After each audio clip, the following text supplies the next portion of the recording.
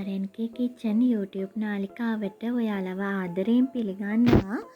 මම අද ඔයාලට අරගෙන ආවේ රසවත් බෝංචි වලින් හදන මැල්ලුමක්. හැමදාම බෝංචි එකම විදියට කනවට වඩා මේ විදියටත් අපි හදලා බලමු කොහොමද රස කියලා. ඉතින් එහෙනම් අපි බලමු මේ බෝංචි මැල්ලුම හදන්න අපිට මොනවද අවශ්‍ය කරන දේවල් කියලා. මම මෙතන අරගෙන තියෙනවා බෝංචි ග්‍රෑම් 200ක් විතර ප්‍රමාණයක්. ඒ වගේම මේක හොඳට හොදලා වතුර සීරලා තමයි අරගෙන තියෙන්නේ. තව මම අරගෙන තියෙනවා රටලුණු ගෙඩි භාගයක්, අමු මිරිස් කරලක්, පොල් ටිකක් අරගත්තා.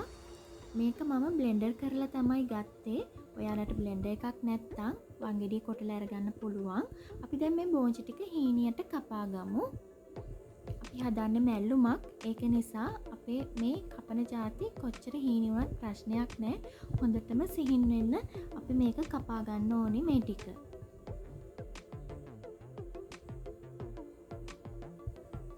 මේ ආකාරයට හීනියට කපා ගන්න.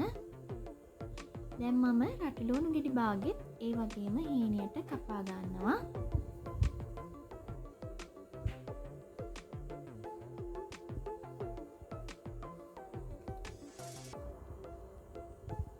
දැන් අපි අමු මිරිස් කරලත් කපා ගමු.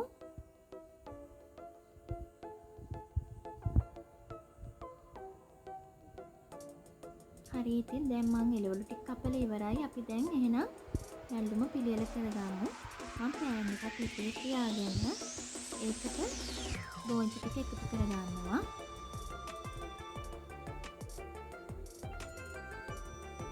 දැන් මම රටලුණු ටිකක් ඒකට එකතු කරගන්නවා. ඒත් එක්කම අමු මිරිස් ටිකක් දාගන්නවා. දැන් ඔයාලා රස අනුව මේකට ලුණු දාගන්න. මම ලුණු හැඳි කාලක් විතර වගේ ප්‍රමාණයක් එකතු කරගන්නේ. කහ කුඩු ටිකකුත් මම එකතු කරගන්නවා. දැන් අපි මේක හොඳට කවලම් කරගමු. ලිපේ ගින්දර අඩුවෙන් ඕනේ මේක හදාගන්න.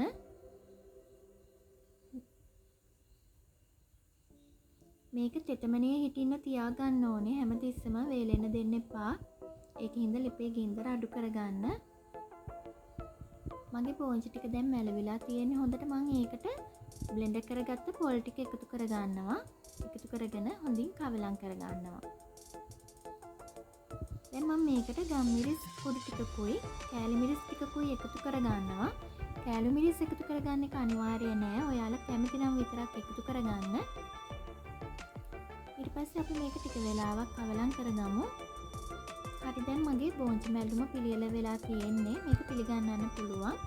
ඉතින් මේ තියෙන්නේ මම හදාගත්ත බෝංචි මැල්ලුම. ඒක හරිම රසයි. ඔයාලත් මේ විදියට හදලා බලන්න. හැමදාම එකම විදියට බෝංචි උයාගෙන කනවට වඩා. ඉතින් ඔයාලට පුංචි ඉල්ලීමක් තියෙනවා මාත් එක්ක දිගටම රැඳිලා ඉන්න කියලා. ඒ වගේම මගේ channel එක subscribe කරලා ඒ ළඟම තියෙන bell icon එකත් click කරන්න. ඔයාලා මගේ වීඩියෝ එකට කැමති නම් like කරලා share කරන්නත් අමතක කරන්න එපා. ආයෙත් අලුත් වීඩියෝ එකක් අරන් එන්නම්. සුබ දවසක්.